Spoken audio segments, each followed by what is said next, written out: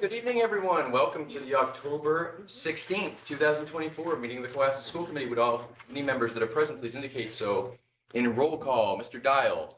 Aye, present. Mrs. Hannah. Present. Mrs. Leskey. Present. Mr. Carr is not with us. He's traveling, but we do have a quorum with 4 members present. The chair is also present. So I will call the meeting to order. Would all individuals who are willing and able please stand for the recitation of the Pledge of Allegiance.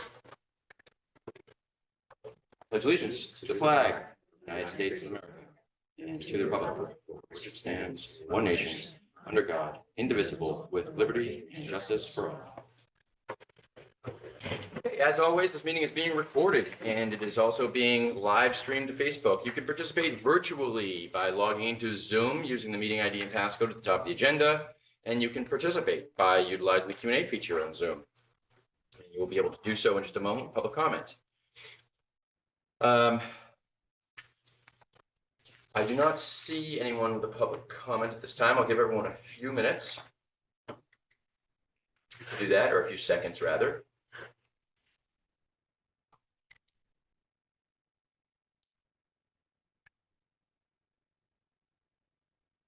And again, public comment is reserved for comments, questions, areas of concern that are not related to something that's already on the agenda. If you have a question or comment, or an issue related to something that's on the agenda, just wait until we arrive at that point in the meeting. And please, we would encourage you to share and invite you to share your thoughts. So I don't see anyone that has submitted a public comment virtually. I don't see anyone with their hands raised in the audience for public comment. So we'll just move on to the first section of the agenda, which is our invited guests. And our first invited guest is a member of our awesome faculty, Mr. Robert Erlinson, who is a science teacher at our middle school.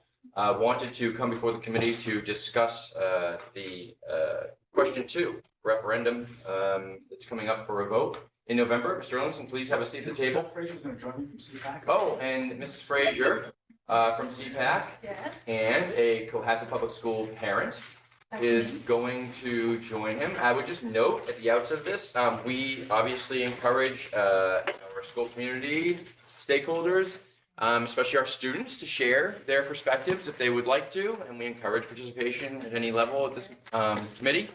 However, I will state that the Cohasset Public School District is not endorsing a particular position on this. This is something that everyone has the right to vote on based on their own position and their own judgment. So it's not something the district is taking any sort of official endorsement on. This is Mr. Erlinson individually requested to come here and discuss this, and Mrs. Fraser must share a similar perspective and wants to join him in that. So we are giving them or providing them an opportunity to do so. So Mr. Erlinson, I turn it to you, sir. Sure. I'd like to thank the Cohasset School Committee and Superintendent Shannon for giving me the opportunity to present the yes side of ballot question 2, that would remove the MCAS as a graduation requirement. Now, I will be asking you to support a resolution, which would ask you to take a side. And I really think it's an appropriate position for a school committee, like other school committees in the state have done so, to really stand up for our students. And so I hope that will be clear after our presentation. So let's be clear about what a yes vote won't do. It will not stop MCAS testing. That is federally mandated. It's going to continue. It will not reduce the high standards that Massachusetts is known for. Those are here to stay. What it will do is remove a narrow standardized test from consideration for awarding high school diplomas to our students. Over the past few weeks, I've had the pleasure of participating in the visioning exercises as the district works towards the goal of a new middle high building. As we have imagined what the teaching and learning will look like in such a place, we've heard amazing ideas of what we're hoping to accomplish. We talk about project-based learning, community involvement, other innovative means to teach as well as assess our students' learning. In those conversations, not once did I hear about more standardized testing. And that's not surprising. We know that standardized tests are a very limited and narrow mode of assessment that does not measure the whole of the child. If we truly believe in our mission that is focused on the student, we have to reject a system that punishes students simply for not being good test takers.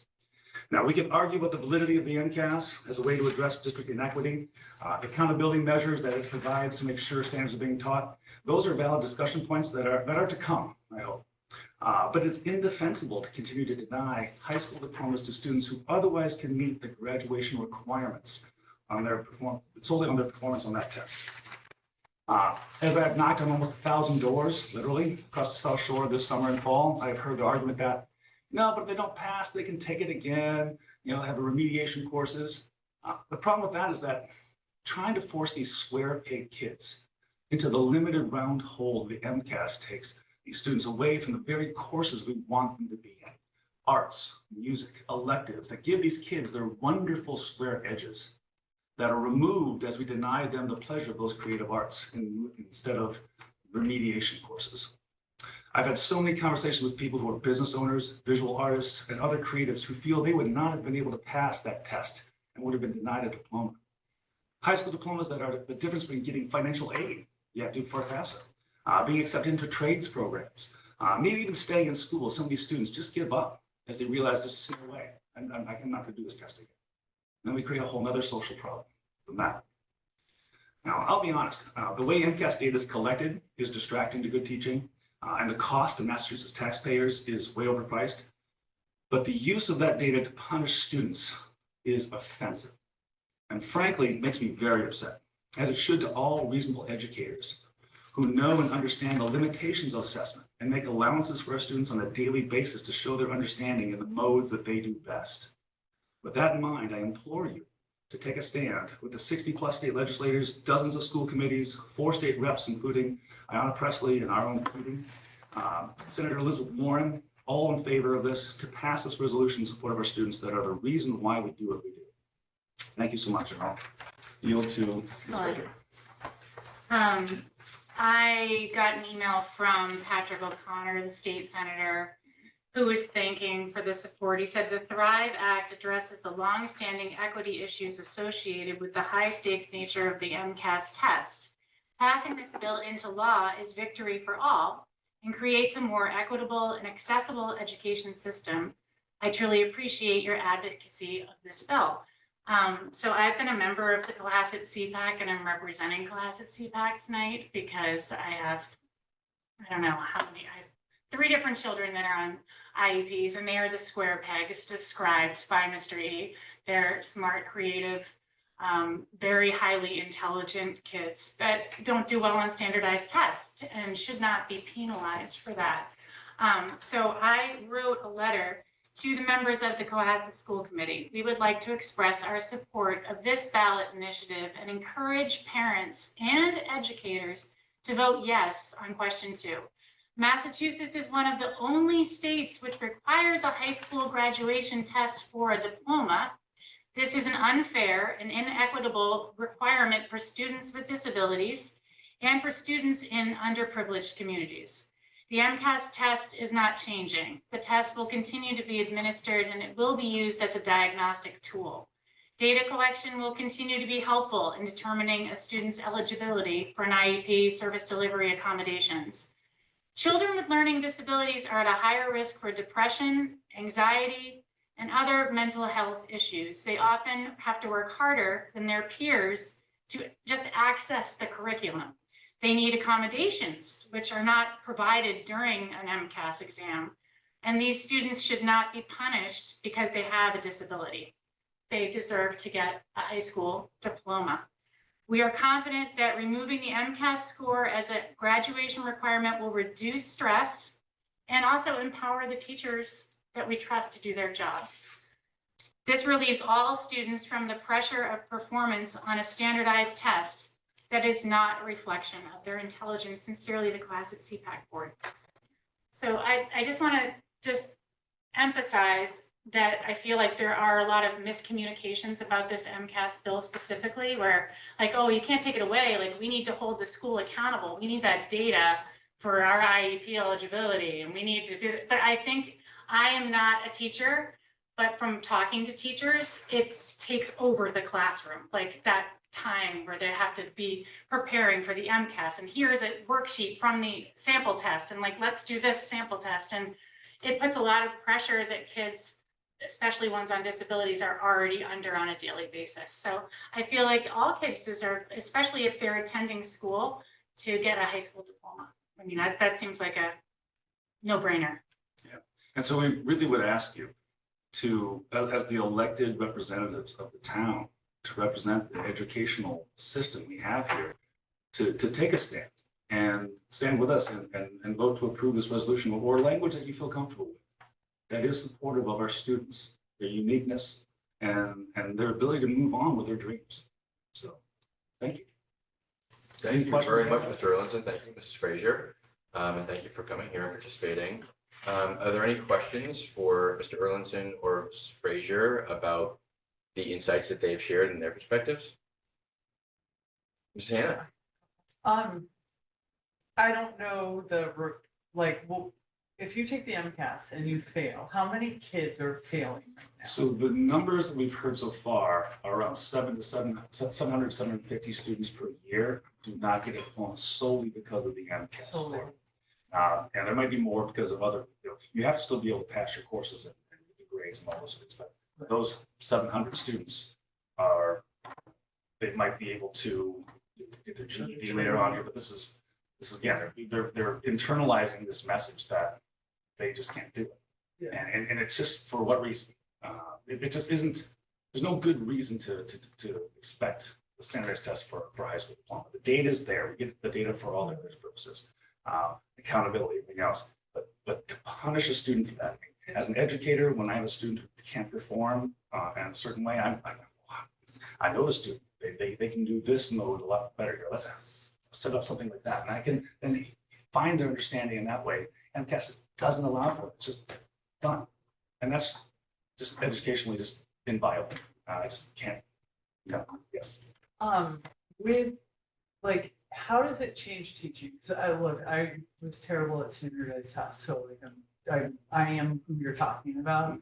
But how does that change teaching and the stress that it puts on? So I understand a lot of kids get anxiety having to come into the room. So even if it's voted that it's not a graduation requirement, they're still taking it, right? You Yes. don't get opted out. No, based on No, vote. and you still have all the data. That's the thing, I think a lot of people are like, no, we need to hold the school to a certain standard.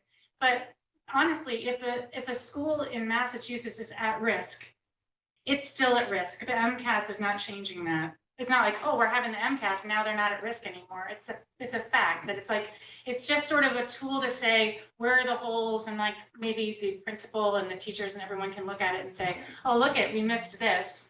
Maybe we can work harder on that next year. In 8th grade, we have 3 different MCASs. Actually, last year we piloted a 4th. We had 4 MCAS tests last year, and all the time that went into that.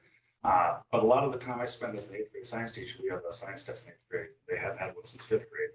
It is basically setting them up to approach it as just the data collection tool. It's not to be too anxious about it.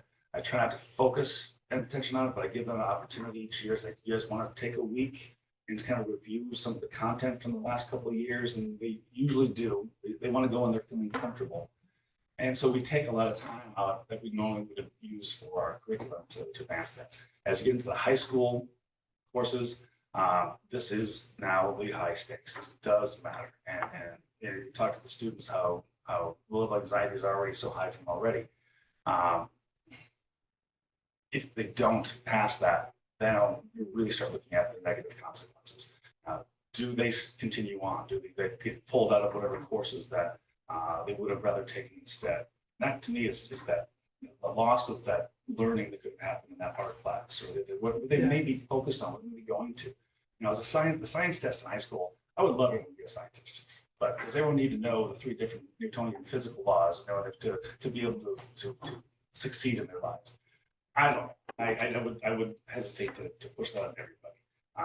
Math, English, you can make an argument for those tests maybe more, but all 3 have to be passed in order to graduate. And that's just. And is that also for advancement? So in the 9th grade, if you don't pass the science one, you can still go on to 10th. Everyone's still advanced. It's just, advanced to the next. It's just the graduation. Yeah, well, instead of, if they don't pass that IPS test, this is the introductory physical science test in 9th grade, then they take biology 10th grade, and they'll probably take the bio test, which is harder, to be honest. Or they might retake the physical science course and redo that and then take the test again there. So there's options for it, but it's limiting the students' experience in high school. Any other questions? Okay, seeing none, Mr. Erlinson, I do appreciate that you had drafted this and prepared this.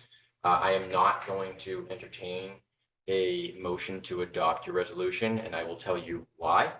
It is not because we as a committee disagree with it. I have no idea what everyone's perspectives are on this. It is because I do not feel it is our role or purview to endorse a particular vote. That is for the constituents to individually go and decide how they feel about an issue. And then we will obviously adapt however the law comes out. If it passes, then, we will need to follow that. And if it doesn't, then we will continue as we have.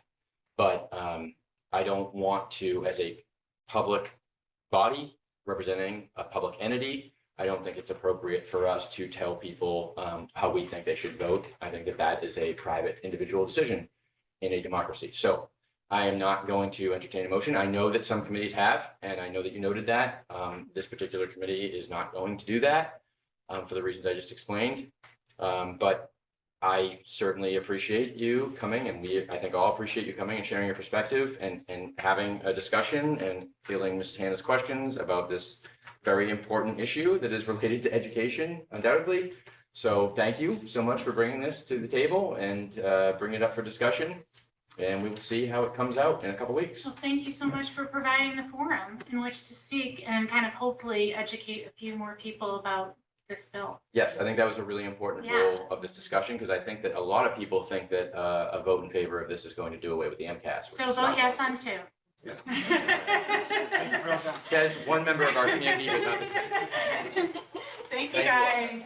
Good to see you.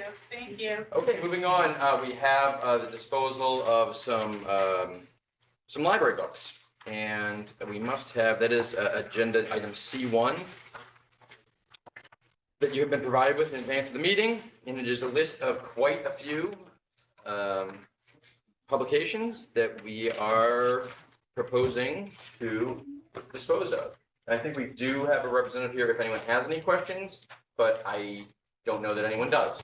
So does any member of the committee have any questions about these? Okay, Mr. Dial does, so maybe we can have our representative from the library come down and answer these questions. Yeah. Thank you. I guess we did this a few months ago with a similarly large set of books, and I just had core and a little bit of a pack rat. So if you could just give us a refresher on how these books were chosen, what criteria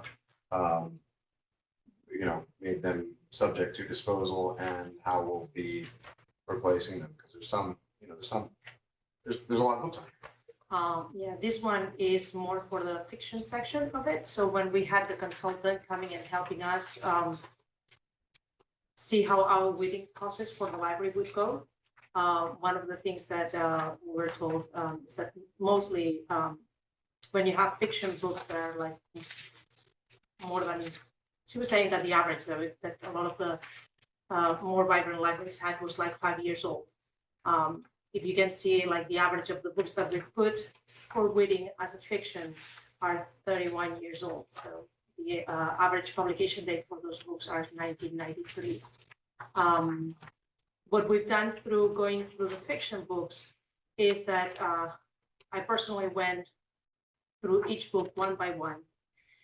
So we've kept all the books that are classified as classics.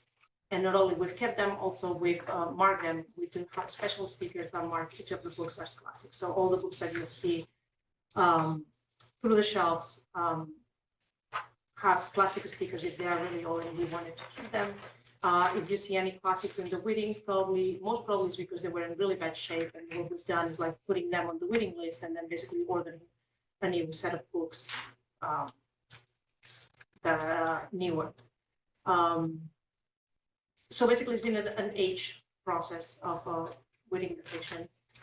We've realized that the students, mostly like the middle grade, is the ones that are checking out most of our fiction books. Having the newer books have made a huge difference. We've seen many more books being checked out.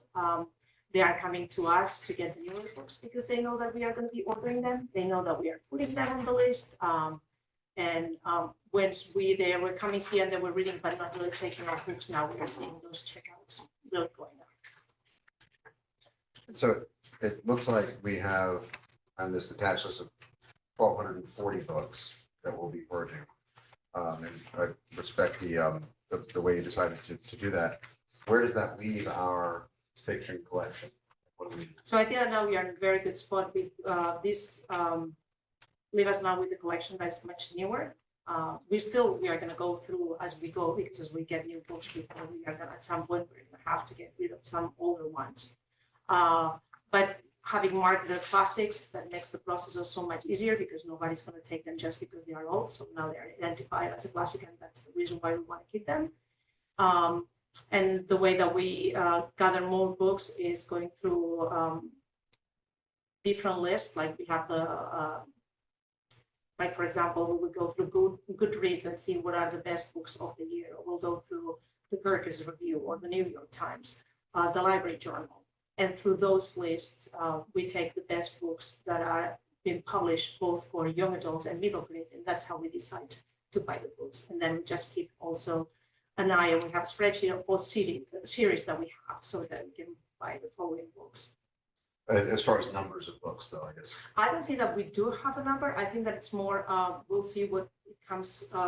It's very difficult to say a number. I think that as of now, we do have a very good collection of newer books. And it's going to be just a matter of keeping it fresh with the new series that are coming out, and maybe new, like as those lists are going to be published every year, we'll go through them and we'll see them. But we don't have a set, like a goal of set numbers. No, I just mean how many books do we have now versus, so we're getting rid of 1,240, how many we have Oh, left? for the whole library? Yes. I think as of now, the whole library has about 6,500 books.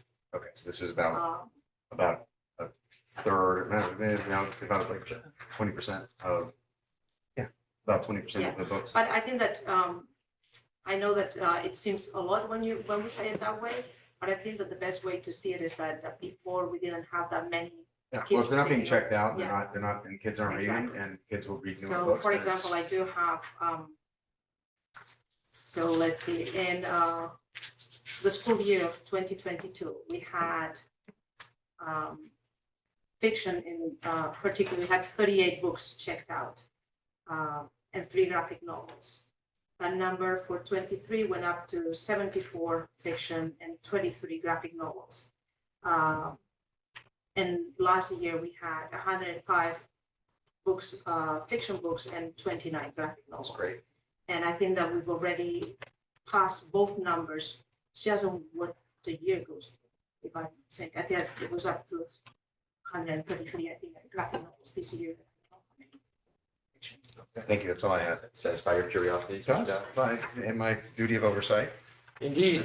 Does anyone else, any other members have questions? No? Okay, seeing none, thank you very much. Is there a motion to approve the proposed disposal list of the books that appear in Exhibit C1 to our agenda?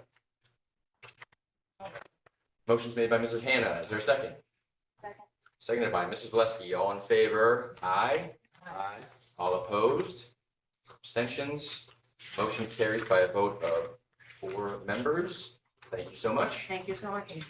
See you at the disposal of those items. Thank you for being here and for sharing that information. We have an exciting item for the next agenda item, and that's another last but not least, invited guest, Mr. Grassman, Mr. Cotter, please come forward to speak to us about our French student exchange program. Yes, thank you everyone for having us present tonight. So would you like me to just start or do you have questions? Please, no, I think just, Okay. share whatever information. I know you had come before us in the past to sort of give us an outline of this, but please share whatever information you'd like to communicate to the board, and then I'll let everyone ask questions if they have any. All right, perfect.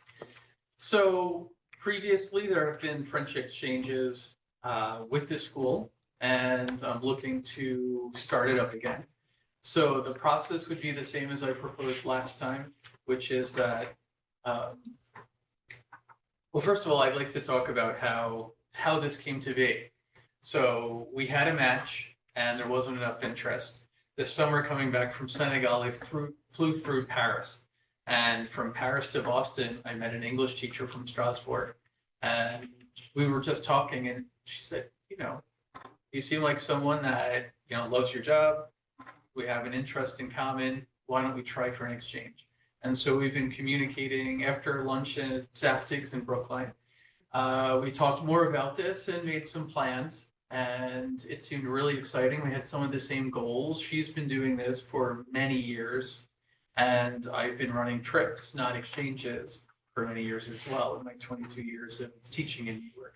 So trying to bring that here, our goal is to have a pedagogical, immersive experience that reaches all three aspects of the vision of the graduate. So inspiring the character, really allowing them to take risk that's outside of their comfort zone, the purposeful travel, becoming global citizens, and not just a way that they're aware, but really having firsthand experiences that they can come back and become agents of change, which is one of the standards, the framework of Massachusetts language standards. So we've already been in contact. She is excited to have whatever numbers that we can provide. Right now we have 20 who have interest, and that doesn't include all of the students enrolled as sophomores and juniors, who will for this trip be juniors and seniors. So those are the two grades that would be able to join us and participate. So there are still more students that I haven't had yet because they're spring semester kids. And what would happen is that we would start signups if this is approved in December, get a sense of who is going to be signed up and start filling out forms about interests. Are they morning, evening people? Do they have pets? Are they allergic? All different kinds of interests so we can begin pairing them up. Because once March, April happens, we want them to be able to start the rapport. We'll have an opportunity for them to meet online, emails, text messages, all being overseen by Ms. Selznick and myself. So that way, they're not strangers. So during the summer, they have other opportunities that are informal to start to get to know each other. December of 2025, December 10th through 20th is the anticipated arrival of the French groups. They will come here, spend 1 week with our families and do everything that the families do. They generally would have the one weekend to have more free time that's just with the families. So that's the real fully immersive. They're forced to speak English. And then during the days, they would come here for one school day and then explore Boston on the other days. So then in 2026, February, so during winter break, we would propose going from the 6th through the 19th. So they would miss 1 week of school, and then the second week would be parallel to our break. And so the same exact thing, they already will know the people, they're already familiar with their host brothers, and they will be staying there. Of course, we will be staying in the same town, me and whatever other chaperone to be determined. The school employee, of course. Okay. So we would go to school as well for 1 day, go see Strasbourg and other areas, and we come back every afternoon when the students are finished with their school day to come back, do some evening activities, hang out in town, and then go back to their respective homes. So we would be supervising every single day during the school day that we would be there. There would be activities. The French teacher over there, the English teacher has already told me that she has a lot of experience with how you welcome the families, what to look out for. So she's going to be sharing with me as Mr. Cotter what that experience is like. He's already been a great guide. And we had discussed, I think, one of the main issues was query checks. And so that was one of the first 3 questions I asked her once we decided, okay, this could work. And so there is the extrait de casier judiciaire, which is the French equivalent. So basically that is. That's what I was looking, I just couldn't remember the name of it when I was at it. That was it, yes, remember that discussion. So yes, and so that will be able to be provided. We will make sure all of our parents that participate are also query checked. And I allow any questions. Oh, sorry, let's go to cost. 4118 we're going to work on fundraising. There is a Tuareg community in Niger. They create jewelry. And through this charity group in California, we will get the jewelry and we will sell it at whatever minimal markup to help reduce costs. And if there are other ideas that the families decide on. So I want there to be a lot of agency where the students become leaders as well. And they decide what works for them. What do they think is interesting? But what I love about this jewelry selling is that we're going to meet one of the members of the community, and that begins their immersive experience and really becoming those agents of change. Learning cultures brings back information to create more than just the one story, if you've ever watched that TED Talk, which I think is vital to a great graduate that moves on into the world. Okay, well, thank you so much. Mr. Cutter, you have anything to add before we go into questions, or? No, I don't. I think you did a great job of it, of explaining it. I know, not when I was running exchange here, I did 6 exchanges when I was teaching solely French here since 2006.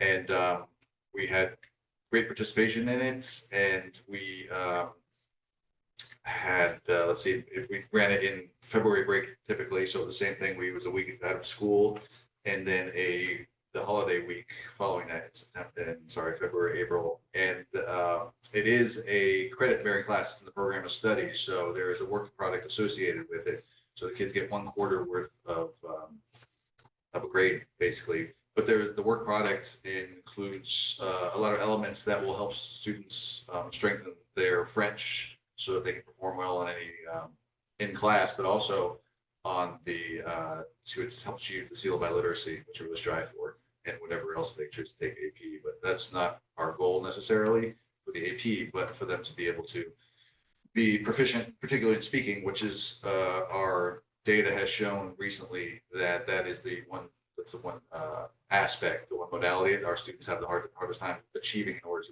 achieve the seal of biliteracy. So this will help with that, kind of getting over that understanding, that fear, that inability to speak. So we have had a long tradition of that. Before I was here, there was another program with a previous French teacher as well, with Rouen in Normandy. So there's been a strong tradition of exchange programs here. And I've heard from various students over the years that have felt that it was really an eye-opening experience, even if they're French, they've been not dealing with French in this part of their lives later, but that really helped them see the world differently and gain confidence, more importantly, I think. For sure.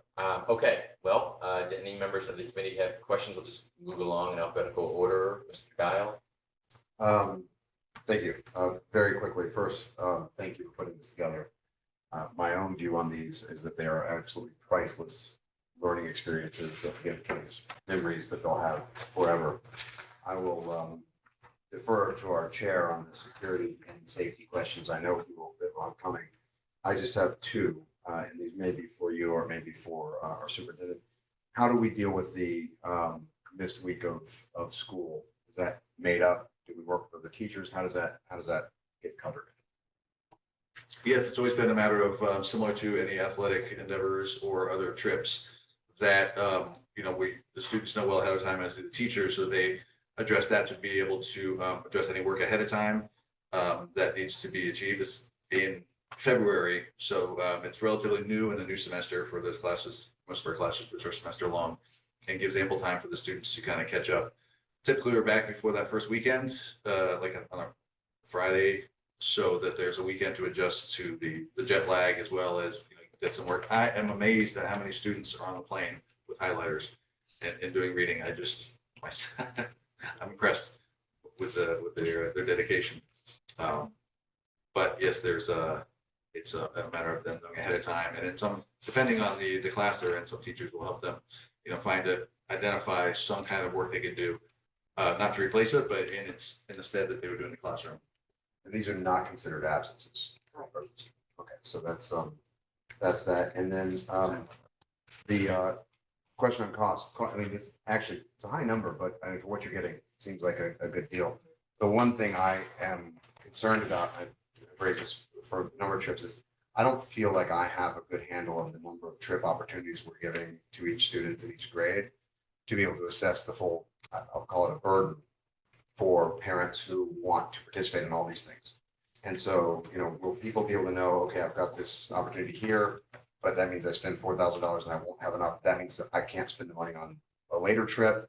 Like, do we have a kind of roadmap of all the various trip opportunities so parents can plan out their, trip budget, I guess, if you will? Because, these are not insignificant sums of money. They're absolutely not insignificant experiences. So it's not a question of value for money. It's just a question of, especially for parents with multiple kids, twins and grades, you're talking a couple hits of $10,000 maybe. I think that's a great question. It is a that I great don't know question. the answer to. Yeah, I think, as for a list, probably not, but they have to get it approved the year before, so there's opportunity for parents, like this is a couple of years out.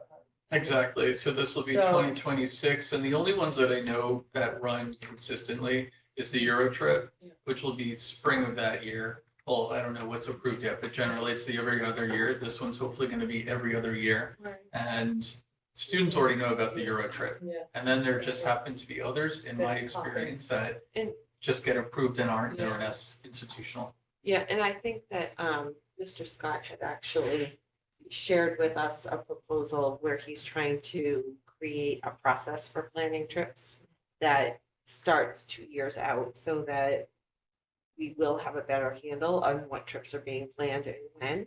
I think the question then is really about communicating to families what is upcoming so that people have an opportunity to know. So I guess the Good question. request would be is if there's a way we could get a kind of calendar of what's been Yeah. approved or what's in the pipeline, so that when we consider these, we can have that going Yeah. forward. But I appreciate your work on this and giving this opportunity for kids. Thank you. We appreciate you, Mr. Downs. Oh, Mrs. you stop. Hannah, do you have any questions? I will just say that, again, I, just like Mr. Dial said, I think these are invaluable learning experiences. And it would be great to understand all the trips across the board, because I can also imagine a freshman coming in might say, I want to go into French because they're doing a trip, as opposed to Spanish, who's not doing a trip. So I think having that line of sight into everything down the line will be important and everything. But I love this, and thanks for the effort of putting it all together, so. Thank you, Mrs. Hannah. Ms. Leskey? I'll add my appreciation for the efforts putting this together and also listening to the feedback from last time around our concerns with the Cory checks. So I appreciate that you sort of took that to heart and were able to sort of work around that. And it sounds like you met a lovely person along the way.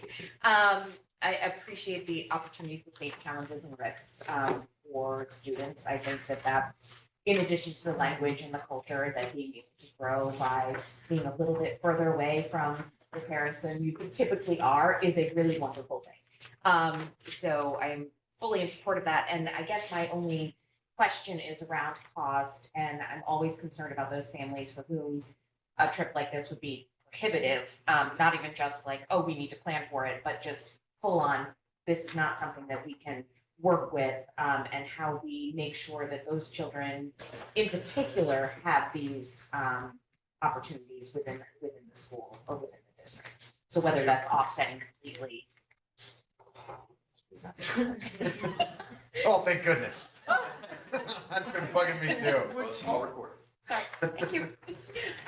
Just how you might accommodate for and let families know that some form of financial aid is available, if it is going to be available for these kind of trips. Because I wouldn't want someone not to go or not to approach you about going just because they made the assumption that it's not financially viable for their family.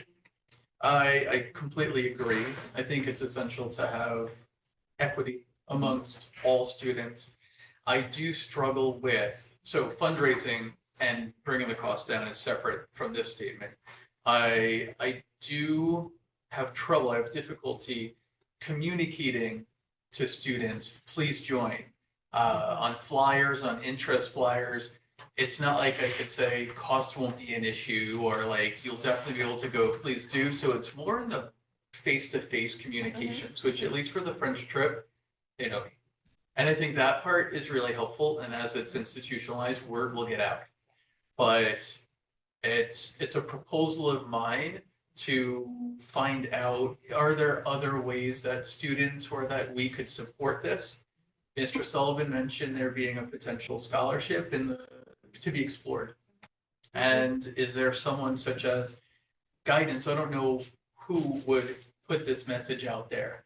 Is it people who directly work with these students in particular that they just, like, I think you're aware, the people who should, which students would be eligible, that should have those conversations, that do not, there are no ceilings, there are no closed doors. We will help you open all of them. And so how does that message get transmitted to the people that really need to know that we want to support, we will be there for you. And everything is a, yes, we can somehow. We will find solutions. As for other trips, the fundraising, I think it was Guatemala, that they fundraised all of it, $4,500. Yeah, the Euro trip, I believe, is over 5,000. And at least Guatemala that did it, which was Panama this time, they were able to do that. And it's the volition of the participants. And so when it comes to this, that's why I spoke to the idea of they're the ones, they decide what happens. This is their trip. What would they like to do? They know better than I do this community, what works, what won't work, where to go, what events. And so I bring some of my own ideas, but I'll be listening to others, especially the parents. And what do you want to do? That's what we'll do. Well, I appreciate your awareness of that equity issue and already thinking just about those sort of side connections around, like, have you thought about this trip? And if not, why? And sort of getting those conversations started. And Torag jewelry is beautiful. I have some. It's gorgeous. Yes, Yeah. okay. Well, we know who to go to. There we go. Let me know when this goes away. Fantastic. So we're thinking holiday stroll Yeah. would be a great opportunity. Oh, yeah. That's a For that. So the community has already helped me out in giving me ideas. The students also helped me out a lot. And I think having presented this the first time, listening to them, what their needs were, what their misunderstandings were about this, and listening to my department and what they're doing, I think has really helped inform me. Thank you, Ms. Lusky. So you should both be commended for doing this, for delivering this experience to our students. It's exactly the type of thing that we want to see our students doing. And there's a lot of work and a lot of planning that went into this. And you're obviously very passionate about your job, and your students are benefiting from that passion. So thank you to you both. And I love the story, the origin story of it is pretty unique and inspiring as well. You addressed my concerns surrounding basic safety concerns, and that, host families should be, have subject to a background check, and they're going to be now. So that's great. And it sounds like there's going to be a debrief with school staff every day when they're over there, which is excellent as well. So it'll be a great experience. I am completely in favor of this. And I thank you very much for your presentation, and I would entertain a motion to approve the 2026 French Exchange Program as presented and proposed by Mr. Grassman. Mr. Cotter. So moved. Motion has been made by Mr. Dial. Is there a second? Second. Seconded by Mrs. Leskey. All in favor? Aye. Aye. All opposed? Abstentions? So the motion carries by a vote of 4 members, and the exchange program for 2026, French exchange program, is approved. So thank you so much. Thank Look you forward so to hearing an much. update after it. Yes, yes. Thank you so much, and also thank you, Mr. Cotter, for continued guidance. First presence here tonight. Take care. Have a nice night. Thank you. We'll move right into the next section of the agenda, which is superintendent update. I will say we're running a little behind, so I'm going to start I'm enforcing quick. time constraints a little bit. So hopefully our wonderful superintendent can deliver this update within a 5-minute period, and then 5 to 7 minutes. Why don't we say I that? think I can do it, And actually. then we will move on from there. So we gotta make up the time somewhere, and those were important issues. So they took a little longer than expected. So I turn the meeting to our superintendent of schools, Mrs. Sarah Shane. Great, thank you. And I do think I will be relatively quick. I have just 2 updates this week. It's been a busy 2 weeks, but they've been really good 2 weeks. And part of that is that there were, a professional day on the Friday, And then we celebrated Indigenous Peoples' Day on Monday, so there were a few days off, and Dr. Scollins will speak to the professional learning in a moment. But I'm excited to share that we have successfully held 2 of 3 visioning meetings for our Cohasset Middle School, High School feasibility study. We've met 2 mornings so far, bringing together administrators, teachers, students, parents, town committees, school committee, and architects to talk about the future of student learning experiences in the Cohasset School District. The work's been hands-on, collaborative, and highly engaging, which is exactly what we're trying to produce for student learning experiences. It has celebrated what our schools and teachers do well currently and pushed ourselves to challenge our thinking about what else is possible.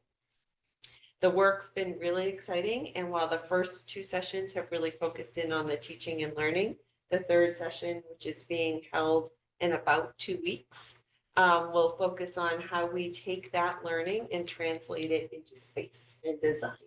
And so that's where it all comes together, and we think about what the new facility could potentially look like. It's going to be a great session that I'm looking forward to. One of the things that has really excited me the most about these sessions is that we have had students with us. And to bring students from 7th grade through 11th grade, really, and to have them be able to speak in a room of 40 plus adults is not easy for our students. And so I want to just take a minute and mention them by name. I'm very grateful for them. They are, we talked about learning experiences. This is a great learning experience for them, and they're missing class for it. And so they have to do a little bit more because they have to make up that work. But I do think that the experience makes up for that loss of time in their classrooms. But they are giving us really wonderful, rich feedback, and it's been great to have them a part of the process. So I want to thank Amara Pierce, Shira Gibson, Fiona Rennie, Nora Khan, Zach Sheeran, Finley Sheffield, Jack Ryan, and Caroline McCallion for their time. They've been awesome, and I'm so glad they're a part of the process. I also want to mention and thank the MECO Inc. They hosted a couple Fridays ago a great leadership retreat for us. Lisa Gittins-Curl, our MECO director, Dr. Scollins, and I attended this day-long, really powerful retreat, and we were able to learn from Dr. Darnisa Amante Jackson and Lee Title, who are wonderful facilitators in they help us learn about diversity, equity, and inclusion. They bring things to us that help push our thinking and think about what our practices are, as we talked about, how we're making things equitable for our students, and they really are powerful presenters. So we're grateful for that opportunity and look forward to December when they have another workshop for all of us. So those are all of my updates. Thank you very much, Superintendent Shannon. Well done. Thank Any you. questions for Superintendent Shannon relative to her updates? Here.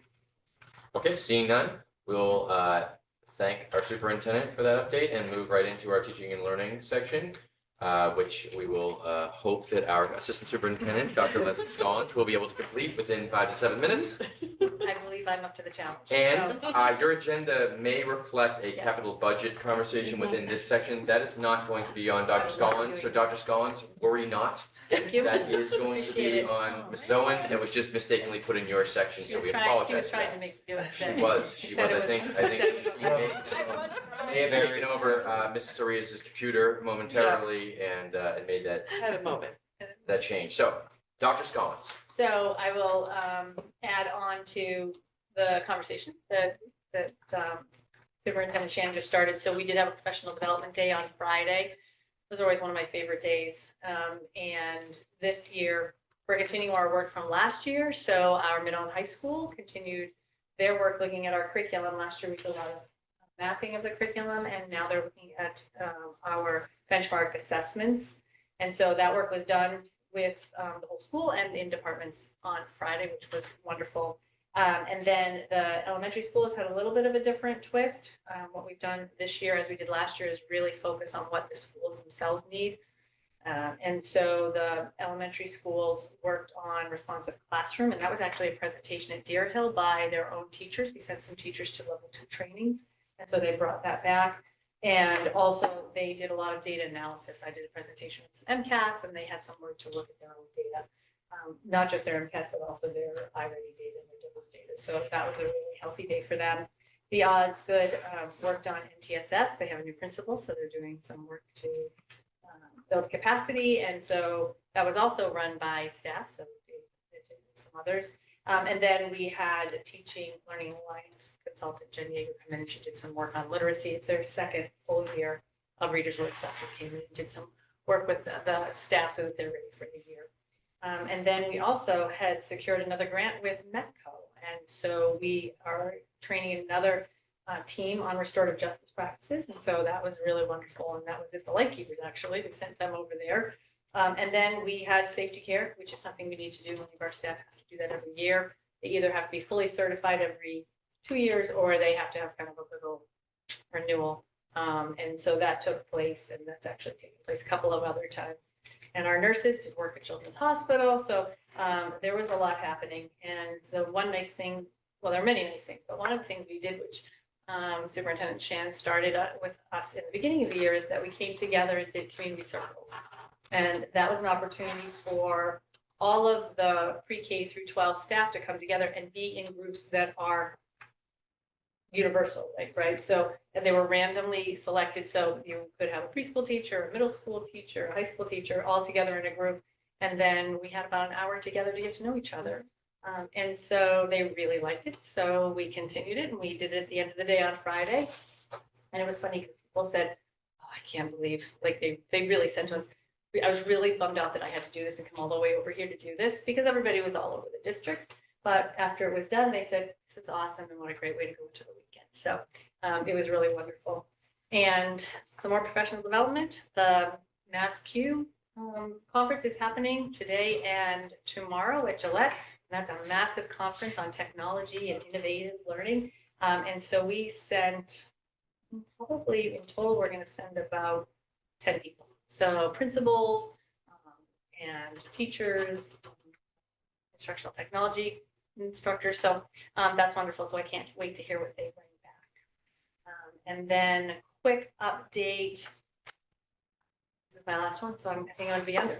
You're doing great. Thank you. So our families will receive information around their iReady diagnostic scores and their DIBELS scores.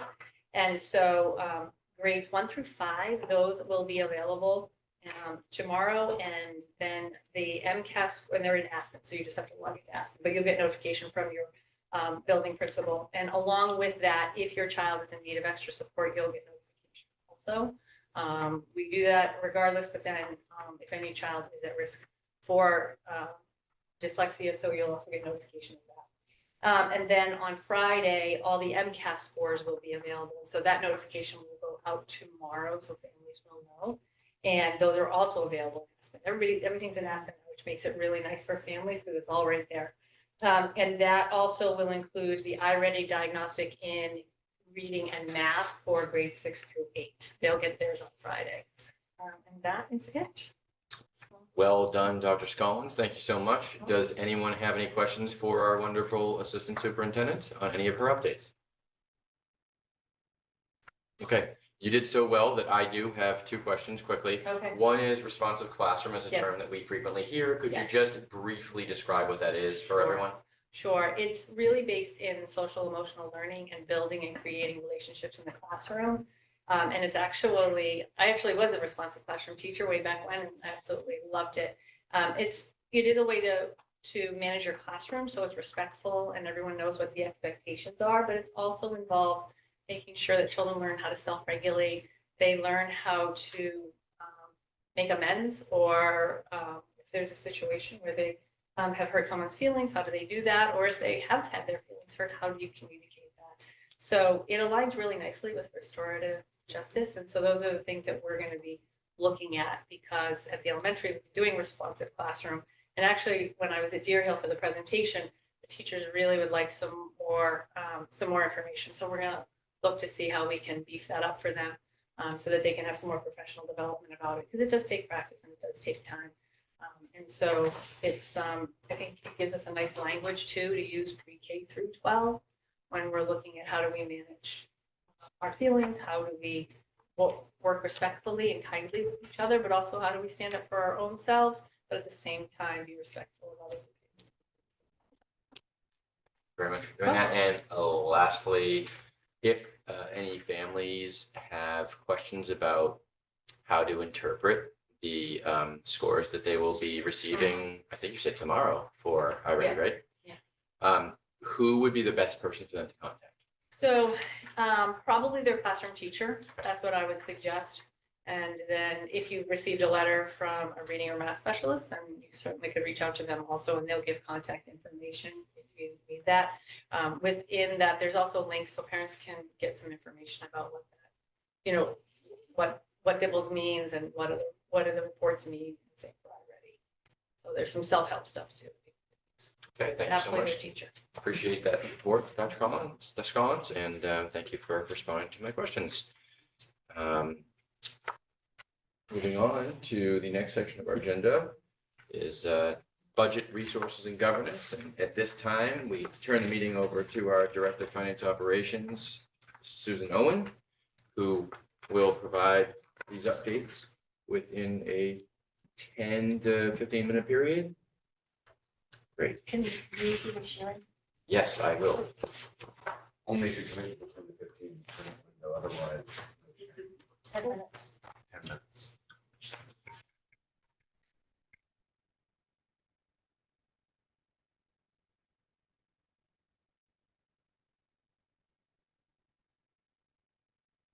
Are you not able to share right now? Sharing. There you, I sent you a request. there you are. That's something new. Yes. Oh.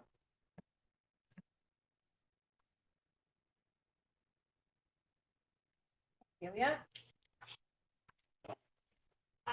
So this is representative of what's happened from July through the end of September. So this is the FY 25 September finance report. I'm not going to go through the heading stuff of what the budget, the voter budget amount is there. We had a separate one-time allotment. We are 25%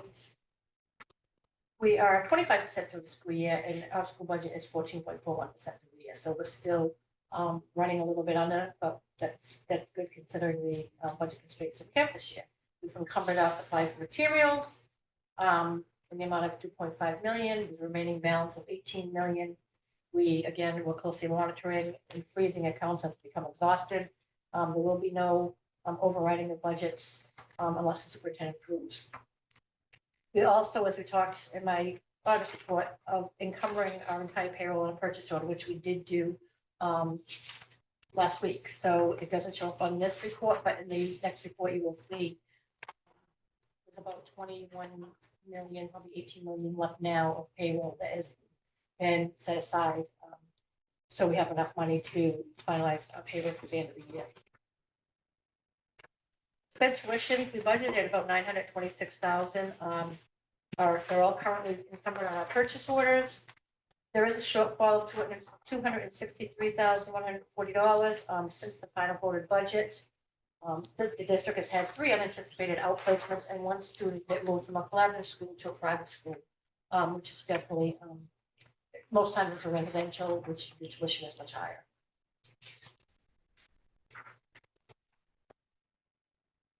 This is just a breakdown again by school. We talked about circuit breaker. Circuit breaker in FY 24 was 1.177.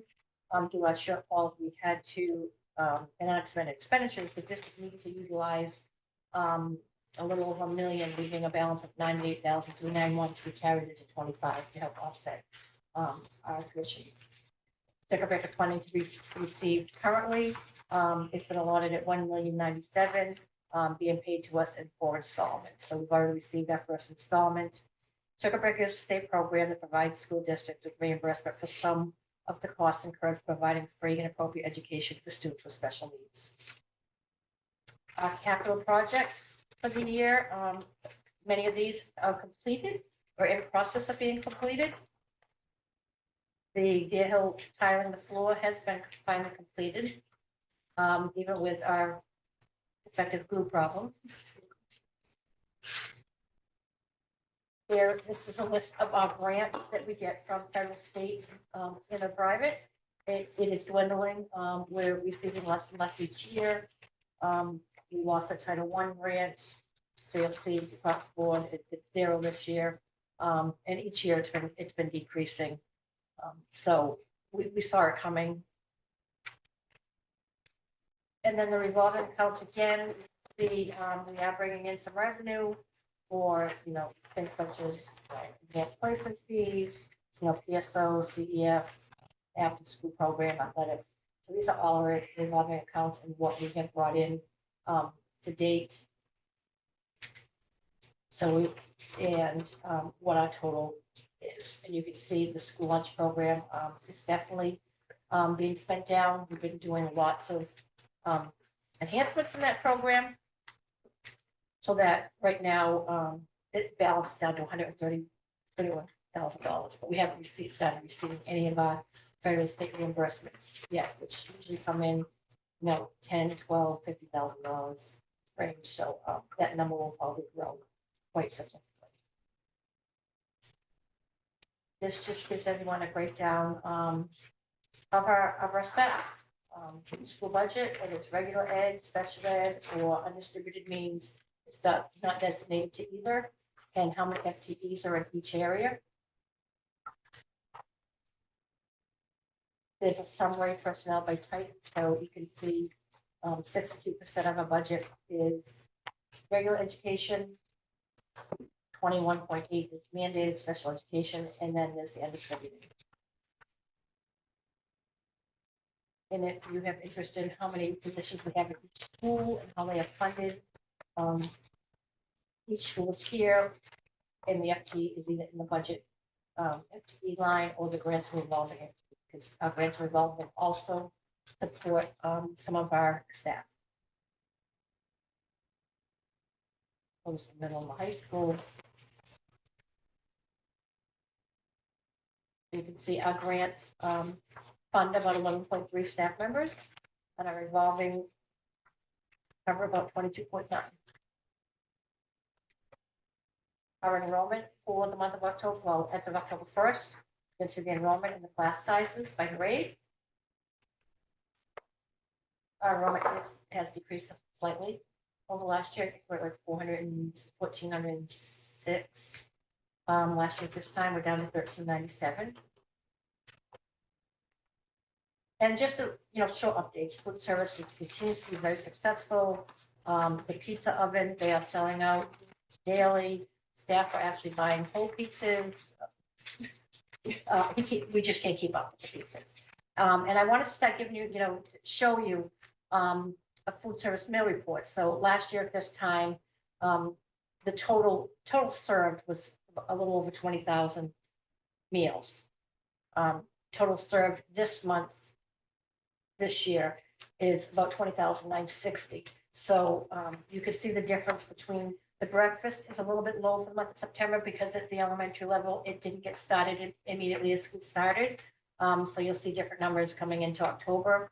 But you can clearly see the lunches have increased from 14,499 to 16,575, which is quite significant. And we are growing our own. So this came out of our own garden right in our courtyards. It's just a little taste of salads.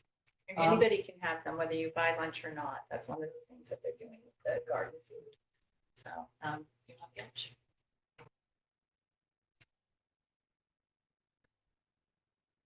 Review of our transportation is ongoing as our ridership has increased. As I mentioned last month, we had over 80 students register the first week of school. That has definitely slowed down, and we're trying to think of other ways next year that we can get people to sign up before school starts, just so we don't have such a rush of registrations and scurrying to find buses for students. Also, we've been notified that NLX North America, which is the lead company in our electric bus project is, I shouldn't say it's going out of business, it's no longer in the United States. And it is no longer supporting electric buses or chargers. So we are working on that. We are working with Anel, we are working with, school committee's been involved, or at least the chair has been involved briefly, just to go over it. But so far, we have received no communication from NLX other than a couple weeks ago. But if you go on their website, it clearly says they're now stationed out in Italy. So we're not really sure what that means. We do know that the bus has been paid for through the deal. The NLX did pay for the bus, pay the deal for the bus. NLX has not reached out to us for any type of payment. And like I said, I've had many emails and phone calls, trying to reach out to someone at NLX, and trying to go down the person who kind of led this charge for this electric bus is away this week. So she and I are gonna touch base next week when she gets back to see what we can come up with and who can we get a hold of. Because they seem to be vaporized in the United States. Not great news. The chargers here, from what I'm hearing, it's the software that NLX provided. And there are other software companies out there that we can purchase to run it, but then there's a cost to us for the electricity. So it's no longer free. Weren't they also covering the maintenance of the bus? Yes, And they also had committed to help us move the charger. yes. So those are now back on our, presumably. back on our- Presumably, they are back on us. We're still trying, There's a lot of unanswered questions right now. Yes. It's very early. This is it's a very very, early it's update, very so early on. I think it would be best for Mrs. Owen to continue her efforts to ascertain what exactly the status is. But we thought it was important to share with everyone that that company is going out of business. So we're responding to it, but there are a lot of variables right now. So I think it would be a little bit speculative of someone to answer any questions related to any specifics. Other than that, at this point in the school year, without the, concerns for the utility costs and the tuitions, we're only in the second month of the school year, so we're proceeding with caution, but we're watching our accounts. And Superintendent Shin and I are going through our budgets line by line. Do you have any questions? Okay, thank you so much, Ms. Owen. Right inside the 10-minute timeframe. Thank you so much. So any questions? We'll pause there for now. I know you have something else, but we'll pause there on the budget update and ask the committee members if they have any questions for you, moving alphabetical order. Dial. Yes, sir. Just a couple of questions. And of course, we're paying close attention to this because we have a very tenuous budget situation. So our sped tuitions, looks like we have a shortfall of 263,000. Do we have identified a source where we will be able to obtain that money to make those payments? Not yet. No, because between now and the end of the school year, that number is going to fluctuate up and down. We could lose a student, a student could age out. We could have a student come back to us. So there's lots of variables, and with the new director of student services, I know Mr. Stapleton is looking at all his avenues of, how can we support some of these children back in our own district, or have collaborative partnerships with other schools. So, but for right now, we don't have, so if we go to the end of the year, what happens? Can we just not pay them? Do we have to just cut something else? Like what? What will happen is other parts of the budget that have not exhausted all their funding will have to. So it remains to be seen where Yes. that money would come from. Okay, so that's helpful. And then I noticed on the more detailed report in the back, the school budget summary report, there were a couple line items, utilities, and I think you hit them in your conclusion. So it looks like the special ed tuitions on this indication, when looking at the unencumbered balance, looks like we're $436,000 in negative, with utilities $200,000 in negative, taking into account what's already been encumbered. I just want to make sure I understand. Is that another 600,000 650,000 that we need to source? Okay, So the special tuition line item includes other things, including tuition, transportation as well. transportation's in line, account 60 though, for special ed. Oh, they have their own line, you're right. The accurate number for the special education deficit right now is minus 263. I can go through the line item Okay, budget to see, you know, the discrepancy for 436, but currently it is. and what about the utilities? Utilities may or may not come in at that negative number. What we've done is if you look, we've encumbered. So we have projected out through the end of the year, and we projected high based on what this past year looked like. So we projected high. Hopefully it doesn't go higher than that, but that's equal to plus a percentage, 10 to 15% increase over the previous year. So really not sure. It's going to be based on usage and fee Okay, rates. so as of right now, again, numbers will move, but right now we are looking at a $500,000 hole we need to plug at the end of the year. Yes. And last question, is an option that we have utilizing the circuit breaker that will be coming or this, That is with the circuit breaker. oh, so this is assuming a complete extension of the FY25 circuit breaker. Yes. Oh, I have no more questions. All right, thank you, Mr. Dow. Not very well-known bylaws that the vice chair of the school committee actually takes care of any shortfall at the end of each fiscal year. I move to Be prepared. rescind that bylaw. So, Thank you, Mr. Dial. Mrs. Hannah, do you have any questions for Ms. Owen on her budget update? I don't. have any Thank you, Mrs. Hannah. Mrs. Leskey, do you have any questions for Mrs. Owen on her budget update? I just have a quick question, and forgive me if this has been covered at some other time, but why is the high school budget almost twice all of the other schools where the student population is relatively equal amongst the schools, so that we have, you know, a $7 million budget for the high school, and yet Osgood, Deer Hill, and the middle school are all in the 4 million range? So high school and middle school, we can't divide out utilities. Okay. Or custodial, cafeteria, so they're all lumped in at the high school. So it does make that budget look inflated. Just because we don't have separate meters or readings for middle versus high, it's all driven. Same thing with like staffing, the shared staffing all gets put over at the high school.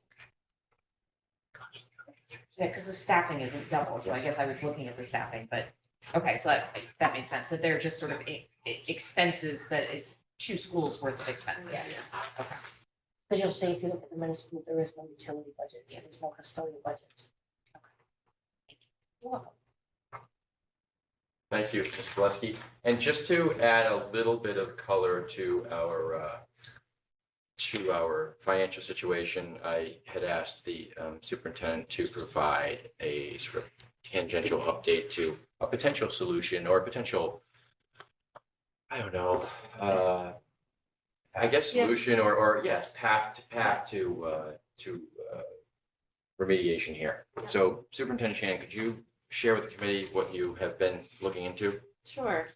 So when we presented our goals for the year, one of those goals was to really look at all of our resources and to do some analysis of those resources. And so Mrs. Owens and I have been doing that. And there is an organization called Open Architects, and they are basically a financial institution that works with municipalities, and they come in and do a financial overview. They come in and they look and analyze our finances in 10 different areas. And they assess our risk in all areas, and they provide us with recommendations as to how we can make adjustments. So they know that we are expected to be at a deficit at the end of the year, that we will be using all of our circuit breaker funds and still have a deficit. And what they do is they come and they look at all of all of everything, the big picture of everything.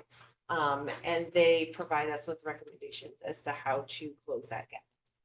And so we talked to them on Friday, and we are going to be moving forward with their services. And we are optimistic that they are going to be able to help us identify a stronger path forward than we would have been able to do ourselves. And they have successfully helped many other districts do this. They are not going to solve all of our problems because some of the problems are bigger than what we can even solve just at this table. Some of it is inflation, some of it is a loss of grant funding, some of it are continuing increased costs from out of district providers. We've been getting notifications from some of those providers that they are going up in their tuitions next year already. So we know that that is ongoing.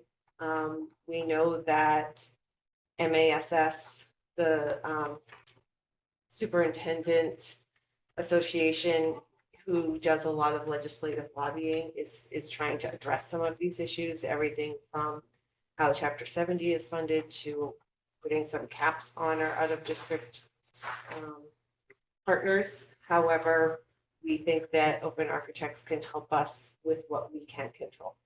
And so we will be engaging them, and our goal had been to come to you towards the end of November with sort of our plan and path forward. There, once they start, they said it's about a 6 to 8 week process. So it may be, more mid-December, but we're looking forward to partnering with them and having them come in and take a really good look at everything that we do and offering us some suggestions. And we're optimistic that their services will be more than paid for Yes. by the savings that they identify. That's the experience that other districts have had. So we were concerned about the additional expense when we're already in a tenuous budget situation. But this was a highly interesting solution because, or resource because of that structure. So, yeah, Mr. Chow. How are they, you presaged my question, but how are they compensated? Are they compensated by a percentage of savings? Are they compensated just flat fee? It's a flat fee. It's Flat fee. $9,500. Okay, that's rounding error. On these numbers. Right. And so that's why we felt like it was worth it. And then one solution I think we will have to explore is obviously working more with the town about greater allocations from the town resources. Have we gone engaging yet with Chris Senior and Ms. Maher about what we can do there? Yeah, so we've met with Chair McClellan, and I have met with them twice now, monthly. We have another meeting in October. They are aware of our situation. We are continuing to keep them updated. The other thing that Open Architects will do is sort of look at that town-school relationship and identify if there are any areas there where they suggest some shifts. One, and as a longtime resident, you might know this better than I do, but one area that I learned is a sensitive nerve is the allocation of new revenue that was apparently fixed in a agreement that was very difficult amongst the town several years ago. And so they landed on a percentage of new revenue that goes to the schools. And people are, there was an uneasy happiness about that, but opening that to debate, asking for more of it might bring out people who are being opposed to it. So that's something that we have not tried to touch in the past. But I would say that given where we are now, there's certainly needs for new revenue, and if there are overrides or things that we need to do, the earlier we are able to canvass and campaign for that, the better off we'll all be. So, Yeah. thank you for your efforts on this. I know it's a tough year to come in to be a new superintendent.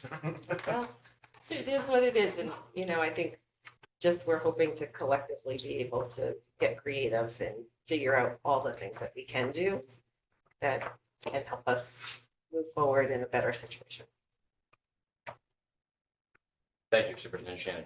Any other questions for Superintendent Shannon relative to that initial update, relative to that resource that we're going to engage?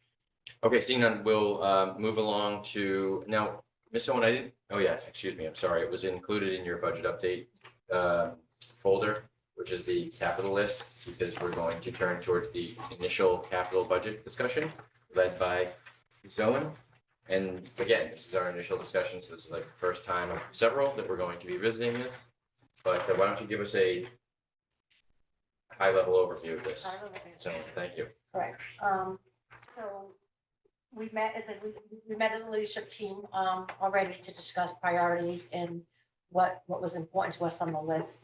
We also then had a collaborative meeting, we invited, Superintendent Shannon and I. We had facilities there. We had members of the school facility committee there. We had technology there.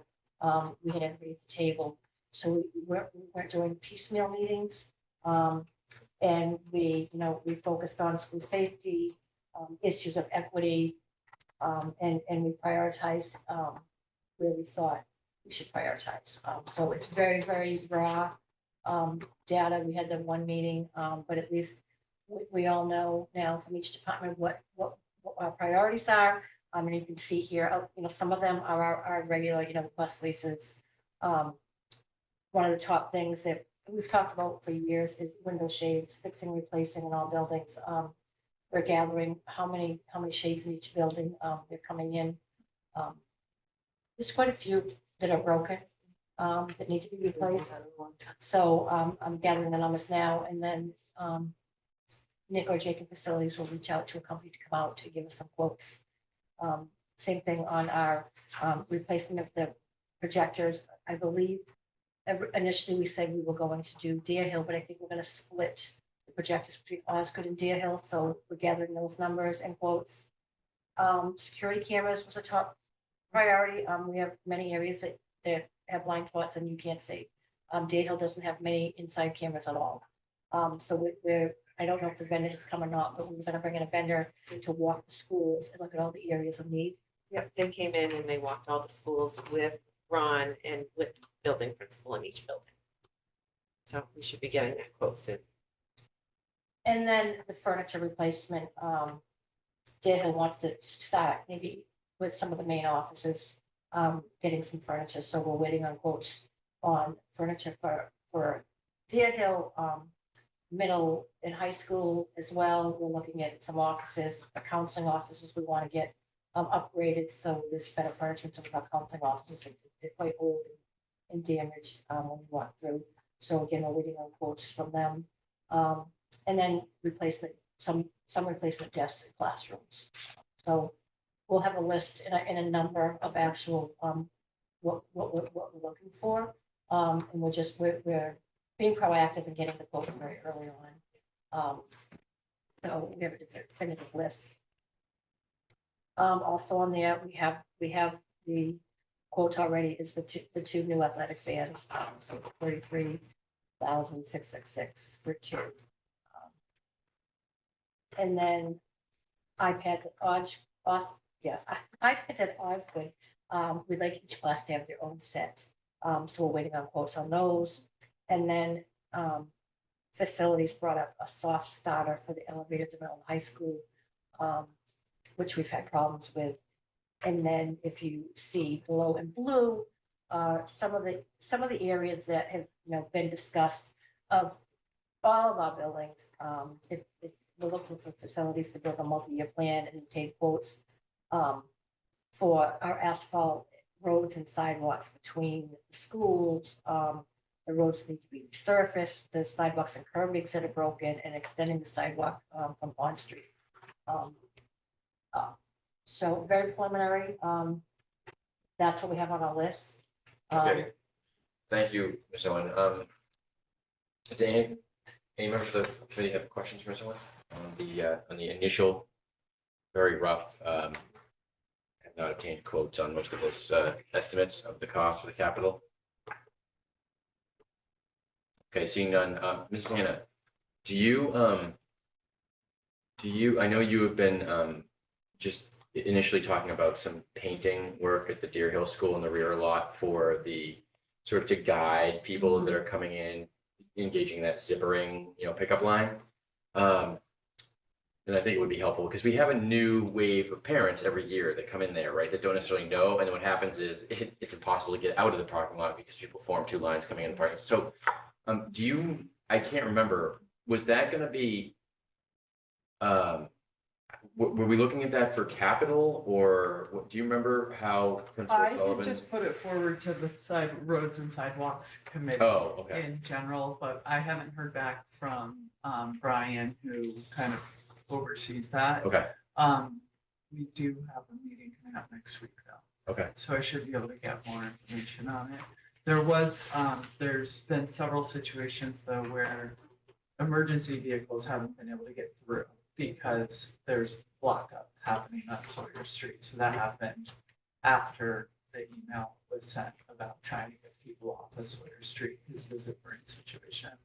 So that was brought to my attention yesterday. So, I mean, it is becoming a bigger issue, I think, across the board. yeah, I think it's a good suggestion that you made, and so like, I've been asking you because I was wondering if we should, because there may be some economies of scale we can realize, but Yeah. so I guess, could you find out what their position is and then report back and then Yeah. see if we need to maybe incorporate this? Because if we're thinking about developing a plan for, asphalt road between DHS and JOS, it Yeah, might make sense to sort of roll that in if we can't get the money from another. absolutely. Okay, thank you. And thank you, Ms. Owen. Moving on, we have, reports from subcommittee positions or community liaison positions. Are there any reports that anyone would like to share this time? Nothing to report, Dial? No. Mrs. Hannah? No. Mrs. Well, you just kind of gave a roads and sidewalks. Mrs. Leskey? I do not have any particular updates to share at this time either. So we'll move into block H of the agenda, which is school committee governance. There were not topics that were not reasonably anticipated within 48 hours of this meeting. We do not have any minutes to approve at this meeting, but we will have minutes soon, and I want to add an update about minutes, or just an issue about minutes. The district recently received through me a request for our meeting minutes for 2023, 2024. The request came from a gentleman by the name of Patrick Higgins, who is an open meeting expert of sorts, who I think seeks to enforce certain open meeting laws and has done so, in connection with various districts throughout the Commonwealth. He happened upon our district and, in my opinion, helpfully pointed out several deficiencies with our minutes. And so I had a nice conversation with Mr. Higgins, and we are going to endeavor to rectify those issues. We need to rectify issues with executive session meeting minutes, and we need to rectify issues with our posting process, as well as some of the content of our meeting minutes. We need to list the documents that were included as exhibits to each meeting. So we're going to be doing this over and Mr. Carr is obviously traveling, but I'm going to be speaking with him about it, and we're going to make these changes because, look, it's a volunteer board and we are all doing the best we can, and we're all very passionate about this, and we want to make sure that we're serving our constituency in as excellent a fashion as we can. So we want to make sure that we're fixing all errors that are brought to our attention. And so I just wanted to let everyone know about that. And we thank Mr. Higgins for bringing that to our attention. And he provided a resource, which is sort of I think a template of a compliant set of meeting minutes from a district that he, I think, had formerly done some work with or was associated with. So we're going to try and maybe adapt to that template a little bit more as we move forward to make sure that the district is in compliance. Now, things that we have already done, we are going to look into, there's either an online training or district council might give us a brief training on open meeting law in terms of minutes and taking minutes and approving minutes. Also, our superintendent and our assistant superintendent, and probably others. I don't know who else was involved in this effort. But we created so right now, if you're looking to access the minutes for any town board, there's this town website that you go to, and I think it's called the Agenda Center. And you can get these documents, and, but it's every committee in town, and, I don't know that it's all that intuitive, but, you can access them. We have just created a database now on our website where you can easily obtain not only the minutes, but also the documents that were used at each meeting. So the exhibits, like the lettered exhibits on the right-hand column. And this was just done. And I just want to thank Jennifer Soretis and Lisa Portalisi. They really did all of the work. Okay, so there To you make go. it See, I happen. I Yes. suspected there was someone else Yes. involved. Yes. So thank you, and thank you for correcting me Yes. so we can give credit where credit's due. But this was a partial response to, this inquiry. And so we are taking immediate steps and trying to be responsive to that. So I just want to let everyone know that there was an issue with minutes and we're going to be fixing them. And to that end, I'm sure Mr. Carr will have minutes for us at the next meeting that he is present for, and we can approve those. Are there any suggested future agenda items from any members? Just move along in alphabetical order. Mr. Dial, do you have any future agenda items? Yes, two. Okay. One I mentioned earlier, but it would be interesting to have an agenda item talking about some of the trips, because just going through the Okay. thing here, we had Guatemala, the Euro trip, DC, Panama, Montreal, and Strasbourg as just, and then, could there be a trip for Spanish? We mentioned that. So it'd just be interesting to kind of hear what we've done and what looking forward would hold. And then as a second suggested agenda item, I noticed on our capital list, we have a lot of good items there, but nothing for the stabilization fund. And it'd be good, looking forward to see how our planning is. And I know we're working with the school facilities committee on that, to see how we're budgeting for some of the giant items that we know are coming, like roofs and boilers and things like that. So So you want the school facility committee to pick them? if it's school facilities committee, or just get an outline of plan, if the facilities committees put Right. together a plan of how that stabilization fund will be deployed over the next kind of 5 or so years, or if we're doing it, just, that is a pretty significant pool of money that is, I think, oversubscribed with needs. So I just want to make sure we've not lost sight of the planning for it. Okay, Yeah, we've talked about with the school facilities committee about that and have sort of the next few years planned out. That we can do a whole report I can share later. That'd be great. let's do that. We'll invite Jason Earls, and we can have Superintendent Shannon lead that for us, but we can have Mr. Earls here as well, in the spirit of collaboration. So ask and you shall He's been receive. great. Mr. Dial, thank you. Mrs. Hannah, do you have any future agenda items? I do not. I said that. Thank you. Yeah. Go ahead. We'll play it back later. Okay, I do not. Okay, thank you, Mrs. Hannah. Mrs. Leskey. Sure. I feel like there's been a lot of great movement on the curriculum project. Could we have a little update on what is, like, where we are now and what those final steps are to seeing that project to fruition? And then I believe that last year, we also talked about writing in the schools and that being a focus of the district moving forward. So I just didn't want to lose that thread, and love to hear any updates on that front as well. Okay, thank you very much. And we're going to start getting some spotlights on learning as well in the near future. Superintendent Shannon and I already talked about that, so we're going to get some kiddos in here again. We just needed to give a little bit of a runway to our faculty members for getting, underway in the school year before we started asking them to come in after hours with the kids. Okay, thank you all. Sorry, Zone, I'm gonna hop into DeLorean and go back in time for a second because I have a question about the budget update. Could you please figure out what percentage, like what the participation rate is in the food service program at each building? So like, in other words, just ascertain what 100% participation would be, and then whatever our numbers are, and figure out what that percentage is. I'd be interested. And then the garden club, the garden situation in the middle school that provides the food that we saw in the picture there. Are the kids involved in processing that? In other words, in like cleaning it and plating it or cupping it, I guess you could say? So the students are involved in that?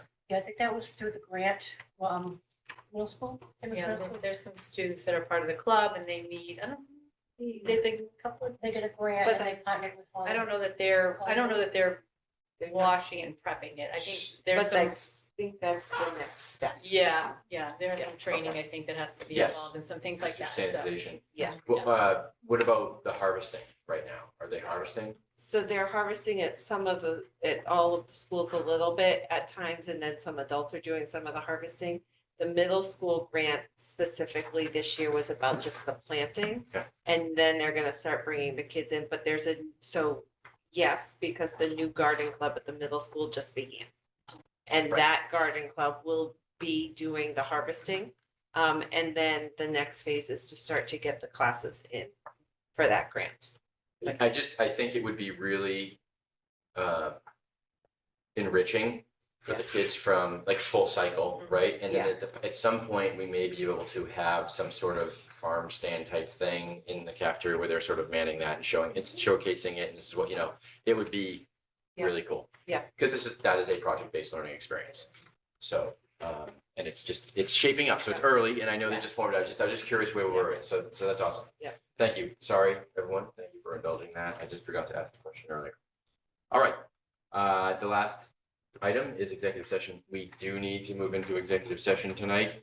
We will not, for those of you that are watching at home, no one's here in person, we will not be reconvening in regular session to adjourn. We will adjourn directly from executive session.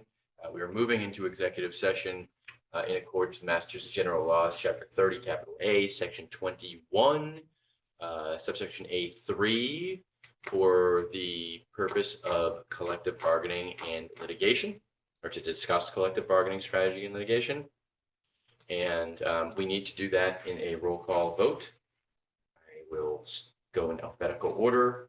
Mr. Dial, excuse me. Is there a motion to So move into moved. executive session for that reason stated? So moved. The motion's been made by Mr. Dial. Is there a second? Second. Seconded by Mrs. Hannah. Now, we will vote on that motion in roll call fashion. Mr. Dial, Aye.